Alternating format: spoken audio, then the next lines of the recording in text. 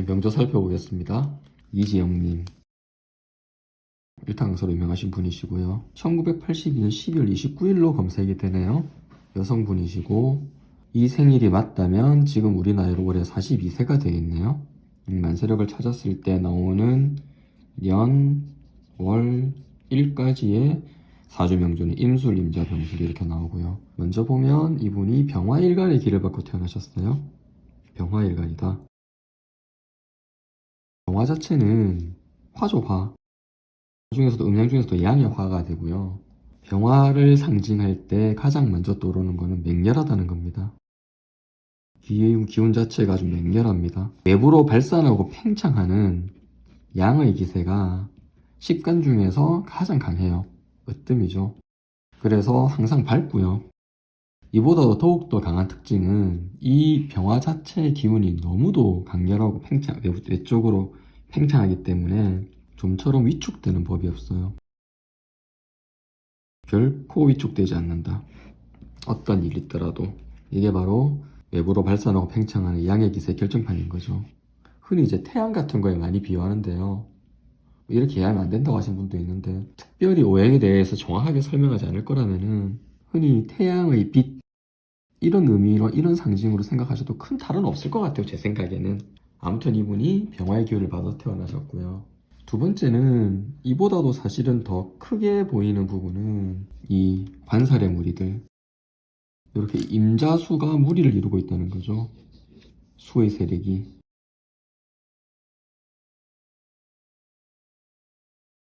수의 세력이 무리를 이루고 있다.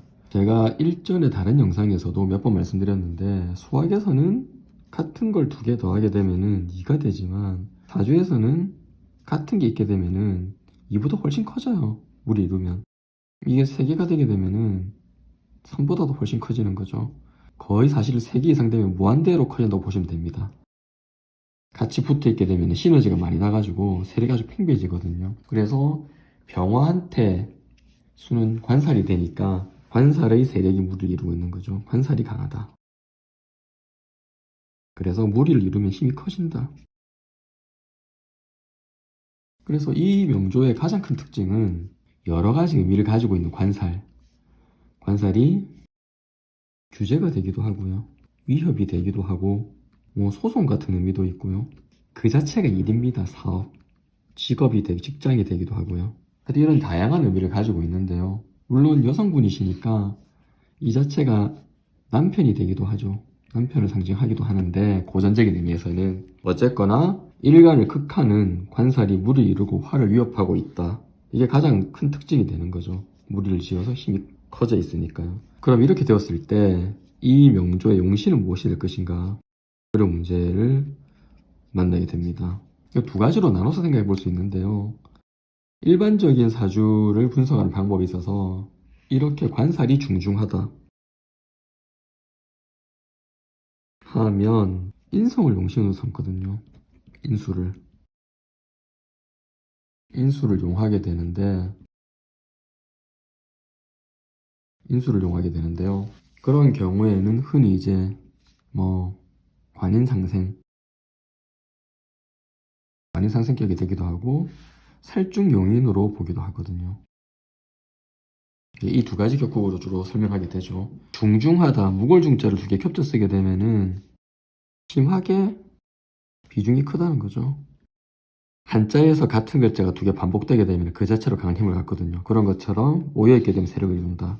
그래서 관살이 중중했을 때는 인수를 용하게 되고, 그러면 살중용인이나 관인상생격을 해보게 되는데, 이 경우에는 이제 인시나 요시 이제 이런 게 왔을 경우에 살중용이 될 수도 있고요. 아니면 이제 천간에 간목이나 을목이 떠야 되는데, 병일날 올 수 있는 갑이나 을 시간에서 갑이나 을이 올라 그러면 갑오시와 을미시가 있거든요. 둘 다 갑을목이 별로 힘이 없어요. 그리고 이제 임묘시로 했을 경우에는 천간에 경금과 신금이 뜨게 되거든요. 이 두 개 다 불편해 보이는 거죠. 그리고 결정적으로 자월이기 때문에 목이 약합니다. 자월이라 목이 약하다.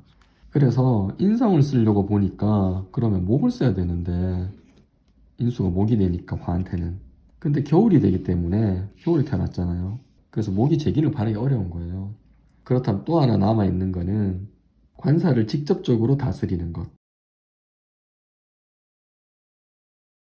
관사를 직접 통제하는 요소. 수가 관살이니까 직접 통제하는 건 토가 되죠. 그래서 지금 제가 여기 잠정도 써놓은 것처럼 무술씨가 아닐까 생각을 해봤어요. 천간지지간부터 토로 돼 있는. 일지에 토가 있고 연지에 토가 있지만 연지의 토는 수에 막혀가지고 약해 보이고요.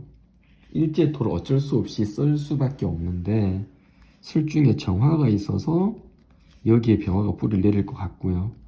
그리고 시지에도 또 술토가 있어서 여기에 약하지만 뿌리를 내리고 시천간의 무토가 이 강한 인수들을 맞상대하게 되는 거죠. 편관칠살들을. 그래서 무술시로 가정해봤습니다. 무술시로 추정하게 됐고, 무술시로 추정하게 되면은 이 많은 식신들을 무술시로 하게 되면 무술 자체가 병화의 이게 식신이 되거든요. 식신으로 살을 다룬다 그래서 이걸 식신제살격이라 그래요. 전형적인 CEO 사주거든요. 이 관살들을 전부 다 사업인의 일로 봤을 때 이 관살을 한 번에 수를 제압할 수 있는 토, 이 토를 만나서 하나의 힘찬 장군이 이 수많은 적들을 제압하는 거예요. 그래서 기본적으로 이제 이런 사주 같은 경우에는 이게 지고는 못 사는 거죠. 승부욕이 매우 높습니다. 총명하고요. 식신이 이렇게 발달되어 있으니까요. 그래서 이분이 지난 과거사를 보게 되면은 신의 대운 때 초운이었던 아마 중고등학교 시절까지 해당될 것 같은데 이 금수를 맞는 이 시기가 매우 어려웠대요. 가정 형편이 상당히 어려웠다고 합니다. 이 경술대운 때 들어가서 이제 토를 만나가지고 발전하기 시작하는 거죠. 근데 제가 가장 놀랬던 거는 지금 무신대운에 있거든요. 이분이 무신대운이. 나무위키나 이런 데서 또는 인터뷰에서 이분의 과거사를 좀 추정해 보니까 2014년 갑오년이거든요.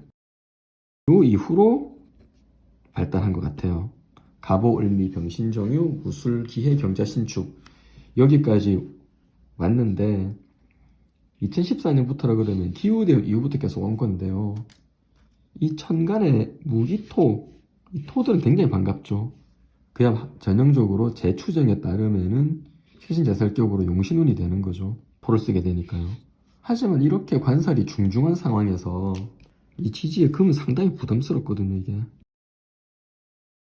그럼에도 불구하고 당연히 발전할 수는 있는데 이분이 지금 거의 국가대표급 소위 말하는 1타 강사잖아요. 2014년인가? 이 이후로 연봉이 100억 이하로 내려간 적이 한 번도 없다고 할 정도로 사실상 사교계에 있어서는 전 세계 최강인 우리나라에서 최정상급 강사의 지위를 10년 정도 유지하고 있는데 이게 이렇게 관살인 수를 돕는 지지의 그물을 만났음에도 불구하고 가능한 일이냐는 거죠. 설명할 수 있는 건 딱 한 가지. 정말 열심히 살았다는 거거든요. 운은 충분히 설명 가능하고 하지만 이렇게 퍼펙트하다고 보기 어려운데 그럼에도 불구하고 정상급의 질을 가지고 있다고 하는 거는 이분이 정말 독한 분이다. 이 같은 시간에 82년 12월 29일 술시에 우리 이정님만이 태어나신 건 아닐 텐데 이분이 이렇게 우뚝 선 위치에 올 수 있었던 거는 그만큼 본인이 열심히 독하게 살았다는 거죠. 이제 곧 내후년부터는 연운 자체가 화운으로 들어가게 되고 이후에 가장 반가운 화운 30년 화톤이 또 기다리고 있잖아요. 목은 약간 좀 불편하죠. 토를 건드리니까. 하지만 최소한 20년 이상이 깨끗하게 화토 기운으로 가게 되니까 지금도 뭐 충분히 잘 나가고 적지 않은 부를 축적했습니다만은 40대 중반 이후의 인생 자체는 뭐 볼 것도 없이 영광스럽겠죠. 오늘 이정님 명조 검토하면서 우리가 이제 흔히 얘기하게 되는 식신제살격들이 승부에 강하고 총명하며 아주 열심히 전형적인 CEO 사주로서 열심히 살게 되는 그런 형태의 의지가 강하고 그리고 이렇게 운에서 용신운을 만나게 되었을 때 어떤 성과가 나타나고 하는지를 살펴봤습니다.